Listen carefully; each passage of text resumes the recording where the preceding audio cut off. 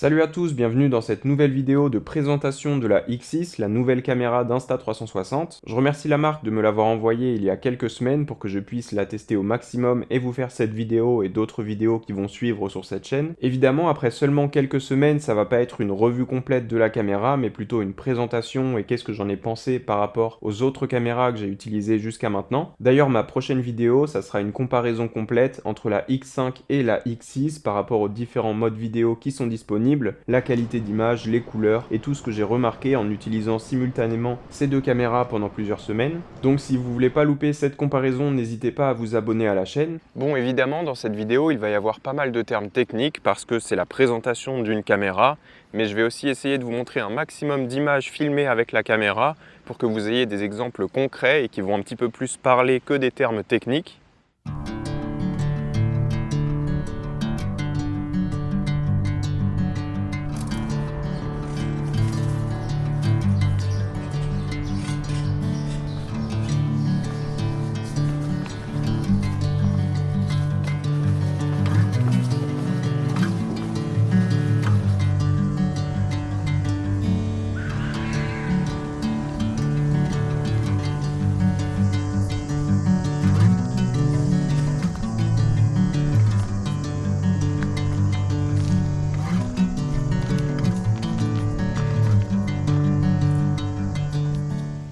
Insta360 a pris du temps à sortir cette X6 parce que si on s'attendait à une caméra tous les ans, ça fait déjà 6 mois qu'elle aurait dû sortir, mais vous allez voir qu'il y a eu pas mal d'améliorations qui expliquent pourquoi la marque a pris autant de temps. Donc évidemment, je vais vous parler de tous ces changements, mais pour commencer, on va parler de celui qui est le plus évident, et ça va être la différence de design de cette caméra, parce que c'est la première fois sur la gamme de caméras X de la marque qu'on va retrouver un corps qui est un petit peu moins long et avec un design qui a été complètement repensé. Donc on va parler de tous ces différents points. Je vous rappelle que cette vidéo elle est chapitrée, donc s'il y a une partie qui vous intéresse particulièrement, vous pouvez vous y rendre directement. Et je précise aussi que tous les plans qui ne sont pas filmés en 360 dans cette vidéo, je les ai filmés avec la Luna Ultra qui est en train de me filmer actuellement, parce que maintenant c'est la caméra principale de ma chaîne YouTube. Donc on va commencer par les changements de design de cette caméra. Comme vous le voyez, on a un nouveau format qui est un petit peu plus carré que les modèles précédents de la marque, qui pour moi est un très bon compromis entre l'ancienne forme des caméras de la gamme X et les autres marques qui existent comme GoPro et DJI, parce qu'avec ce format qui reste un petit peu en long, on a une prise en main qui est assez agréable et comme ça on met pas les doigts sur les objectifs, mais d'un autre côté le format est un petit peu moins long et un petit peu plus compressé, ce qui va dire que la caméra va moins dépasser quand on l'accroche sur soi ou sur un accessoire, et en plus avec ce format qui ressemble plus à celui d'un téléphone, c'est une caméra qui va mieux rentrer dans la poche et qui va moins dépasser que le format plus long qui existait avant. Mais en fait ce format il n'est pas réellement plus léger ou plus compact que la X5, c'est vraiment une question d'impression, mais je trouve que ce design fonctionne plutôt bien parce que pour quelqu'un qui utilise la X5 depuis 1 an et demi, j'ai vraiment l'impression maintenant d'avoir une caméra qui est plus petite et plus compacte en utilisant la X6, et ce format un petit peu plus compressé donne une impression de robustesse, on sent que la caméra paraît moins fragile, moins délicate. Sinon en dessous évidemment on va retrouver la prise de vis standard des selfie sticks et des trépieds, et aussi le système de fixation rapide de la marque qui est toujours compatible avec les anciens accessoires, et on va aussi retrouver des petits connecteurs métalliques en dessous, ce qui veut dire qu'on va avoir des accessoires qui permettent de recharger la caméra et de pouvoir connecter avec la caméra sans avoir à ouvrir les petites trappes sur le côté et avoir un câble USB qui va dépasser. Donc maintenant on va pouvoir faire une connexion entre la caméra et différents accessoires qui vont sortir, ce qui est très pratique pour avoir plus d'autonomie de batterie. Donc énormément d'accessoires vont rester compatibles pour cette caméra, les seuls qui ne le seront pas, ça sera les cages qui elles sont vraiment dépendantes du format et du design de la caméra. En deuxième on va parler des objectifs remplaçables parce que c'est toujours le cas sur cette X6, en cas de rayure ou de cassure, on peut changer les objectifs soi-même chez soi. Les objectifs sont bien plus grands que ceux de la X5, donc le kit de remplacement ne sera pas compatible entre les caméras. Mais par contre maintenant ce changement d'objectif il sera plus rapide et plus simple à faire, on n'a pas besoin des outils et du kit qu'on avait pour la X5, donc on va pouvoir faire ça beaucoup plus sereinement, et Insta360 annonce aussi que maintenant le coût a été réduit pour ces changements d'objectif, donc ce qui est très appréciable parce que quand on a une caméra 360 pendant longtemps c'est quasiment inévitable qu'un jour on fasse une rayure dessus, et le verre de ces nouveaux objectifs est aussi annoncé beaucoup plus résistant que celui des anciens, donc si votre caméra se met à frotter contre des matériaux, ça veut pas forcément dire qu'il va y avoir une rayure. Maintenant, on va parler de l'autre côté de la caméra et de l'écran OLED qu'on retrouve sur cette face-là. Cet écran, il est plus lumineux, il permet d'avoir une meilleure visibilité même en plein soleil, et ils ont fait le choix d'enlever les boutons qu'il y a en bas de la caméra pour qu'en fait les boutons soient dans l'écran tactile, et donc ça nous donne un écran qui est optimisé, qui est bien plus grand,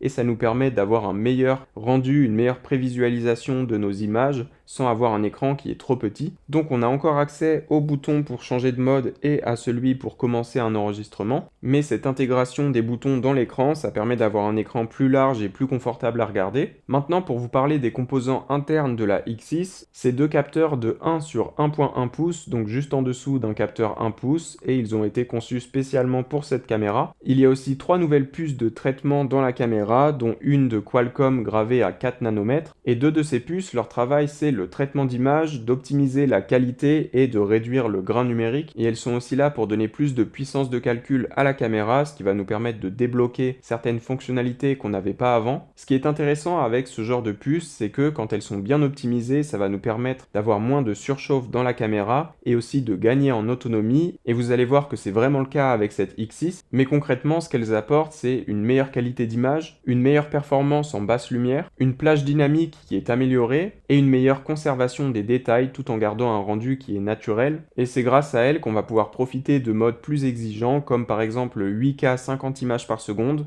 Maintenant, par rapport à la batterie, on en a une toute nouvelle dans cette caméra qui est énorme, vraiment qui prend la moitié de la place de la caméra à l'intérieur. Elle a une capacité de 2600 mAh, ce qui est vraiment beaucoup. Et la marque nous annonce 51% d'autonomie supplémentaire par rapport à la batterie de la X5. Donc par rapport à la batterie, j'ai fait mes propres tests et je préfère vous dire ce que moi j'ai trouvé par rapport à cette autonomie. Donc après, pour la batterie, tout va dépendre des conditions dans lesquelles vous filmez, mais en tout cas, on sent une réelle amélioration par rapport aux anciens modèles. Alors maintenant, niveau surchauffe, vous savez, moi j'habite en Espagne et depuis que j'ai reçu cette caméra, on a une moyenne de 38 degrés tous les jours, et pourtant à aucun moment j'ai eu des problèmes de surchauffe de la caméra. Donc évidemment au toucher des fois ça peut arriver qu'elle soit bien chaude, mais par contre ça s'est jamais arrêté d'enregistrer même en plein après-midi par cette chaleur. Et pour une caméra qui sort en plein mois d'août et pendant la canicule, j'ai envie de dire que c'est des résultats qui sont très rassurants, et je pense qu'à aucun moment de l'année je vais avoir de problème de surchauffe avec cette caméra vu comment ça s'est passé ces dernières semaines.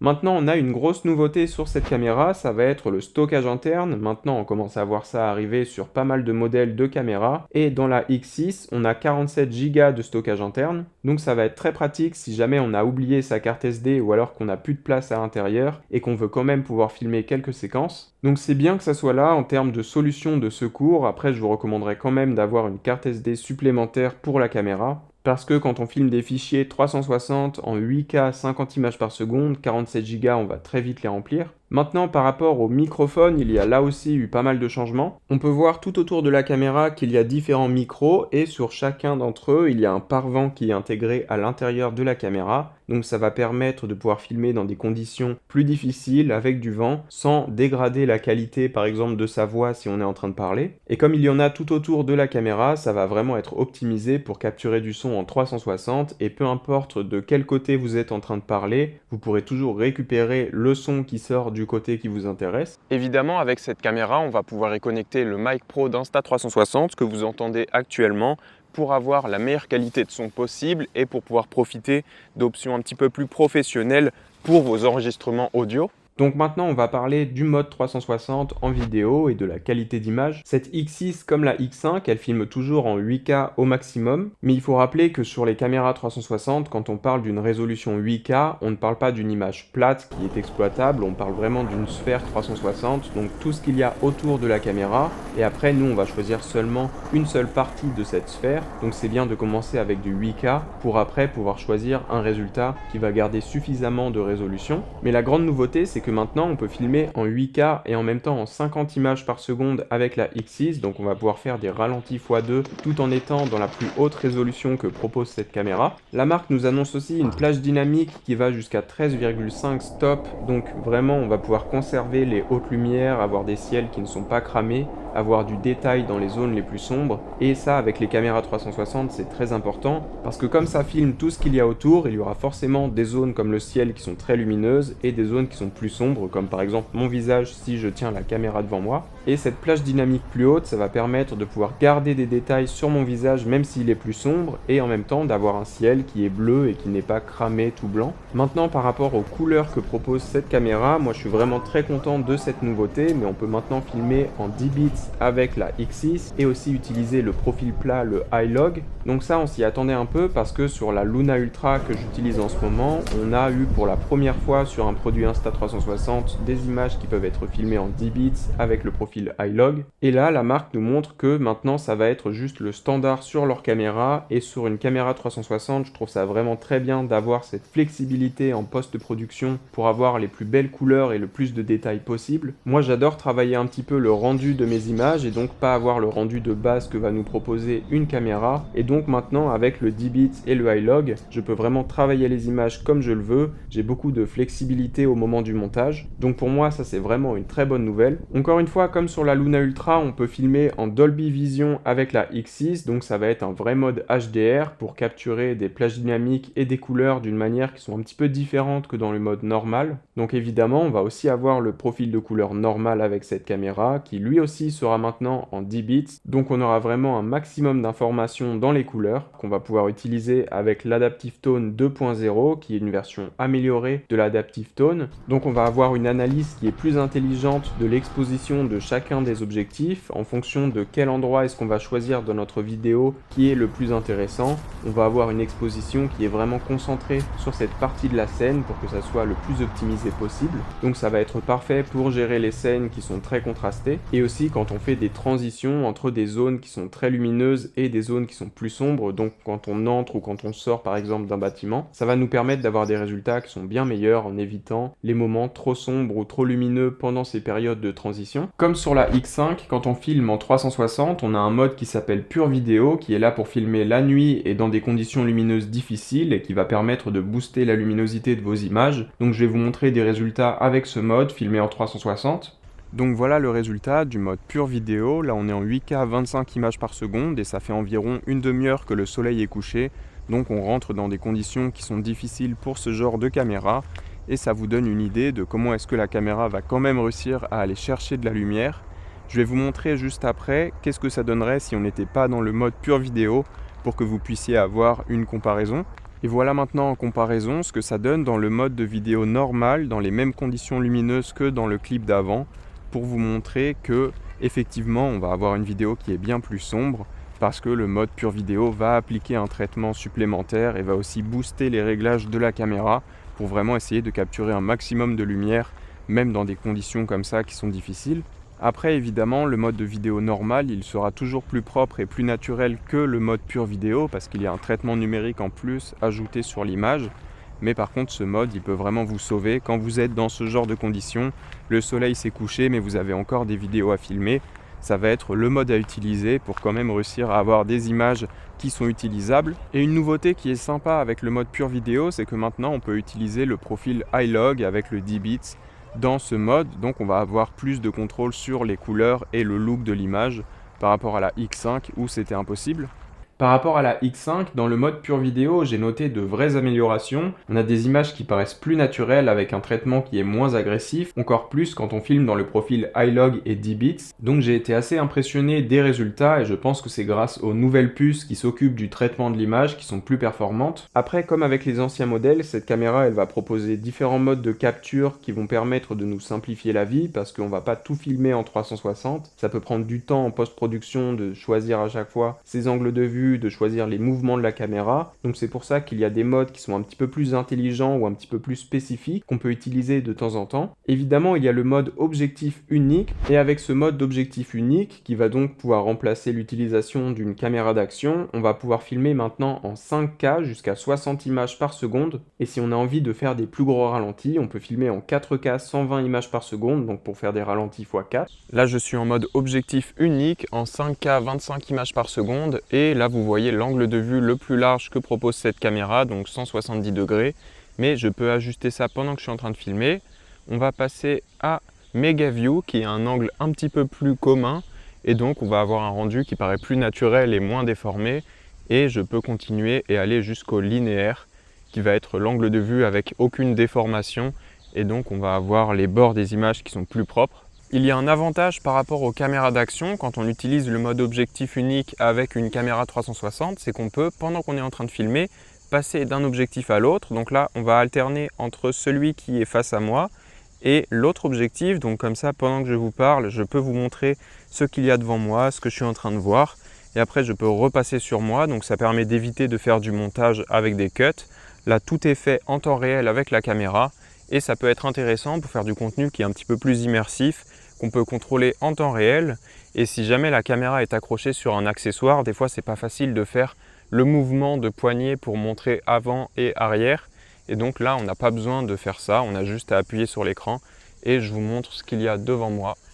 Et après, je repasse sur ma tête. Et ce qui est bien aussi, c'est que le mode pure vidéo, donc pour filmer la nuit avec un traitement numérique spécial pour enlever le bruit numérique, il est aussi disponible en mode objectif unique. Donc quand on n'a pas envie la nuit de filmer en 360, on peut directement utiliser cette caméra comme si c'était une caméra d'action classique. Là, je suis dans le mode objectif unique et en pure vidéo, donc pour filmer la nuit.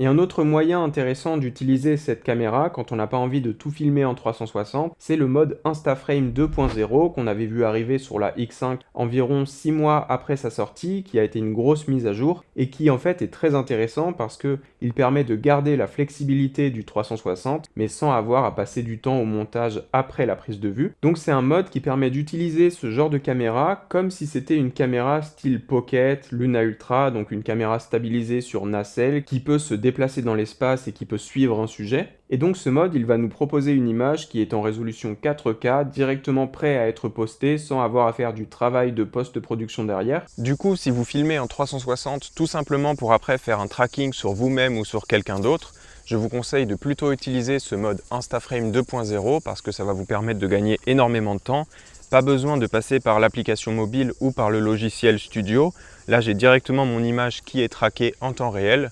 Et j'ai un fichier en 4K qui est prêt à être partagé et j'aurais vraiment gagné du temps. Donc si c'est juste pour faire un tracking d'un sujet, je vous conseille maintenant d'arrêter le mode 360 et de gagner du temps avec le mode Instaframe 2.0. Pendant la prise de vue, on peut choisir un sujet et se déplacer autour de la caméra et la caméra va nous suivre et donc on peut faire un 360 complet qui est impossible avec les caméras sur nacelle, que ça soit la Luna Ultra ou une DJI Pocket. Pour l'instant, on est bloqué à un certain point quand on tourne autour de la caméra. Avec une caméra 360, il n'y a pas de limitation physique, donc on va pouvoir le faire. Et donc on peut avoir la caméra dans la main et on peut ne pas se soucier de comment est-ce qu'on est en train de filmer. Si le tracking est sur nous, on sera toujours en plein au milieu de la scène si c'est ce qu'on a choisi. Et donc on peut vraiment utiliser cette caméra comme si on filmait en 360, mais à la fin on a un fichier qui est en 4K et on n'a pas à mettre des keyframes mais à choisir son angle de vue. Donc c'est vraiment un mode qui pour moi est sous-coté, qui est vraiment unique à la marque Insta360. Pour l'instant la compétition n'a pas vraiment d'équivalent. Et pour moi, si vous n'aimez pas passer du temps au montage, c'est vraiment le mode à utiliser. Évidemment, comme avec toutes les caméras 360, on a aussi des possibilités intéressantes de timelapse et de hyperlapse, donc je vais vous montrer des résultats maintenant.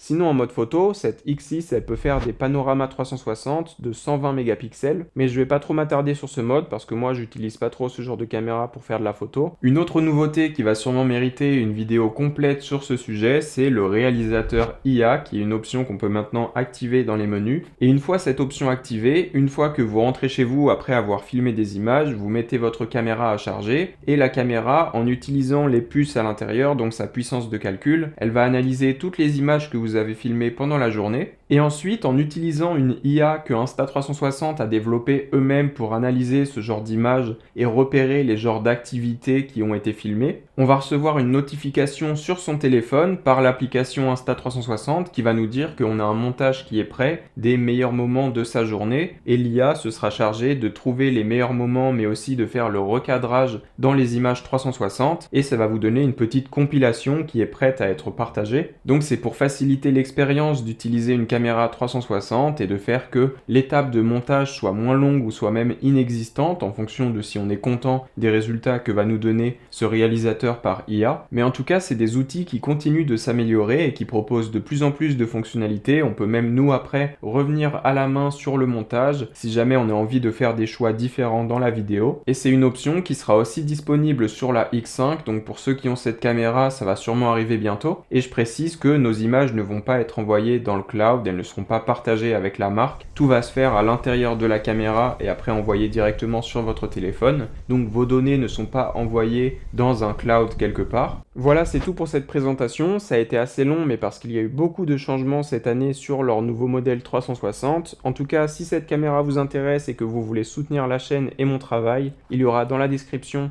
mon lien affilié de créateur, et si vous choisissez la caméra avec ce lien, moi je touche une petite commission et vous achetez la caméra au même prix, donc ça aide beaucoup mon travail. Je suis en train de finir le montage de cette vidéo et je viens de recevoir deux informations intéressantes par rapport à la X6. Premièrement, son prix, elle va commencer à 699 € dans son pack le plus standard. Et aussi pour les personnes qui commanderaient la X6 avec mon lien de créateur qui est en description, vous allez recevoir en cadeau un kit de remplacement d'objectifs dans votre commande. Donc si ça vous intéresse, n'hésitez pas à passer par ce lien. Évidemment, si vous avez des questions particulières, n'hésitez pas à les poser en commentaire et j'essaierai de répondre à un maximum d'entre vous. Et évidemment, les sujets les plus intéressants sur cette caméra, j'en ferai des vidéos dédiées où j'essaierai de vraiment passer du temps à faire des tests et des comparaisons avec d'autres caméras. Donc on se retrouve dans pas trop longtemps pour ces prochaines vidéos et je vous dis ciao!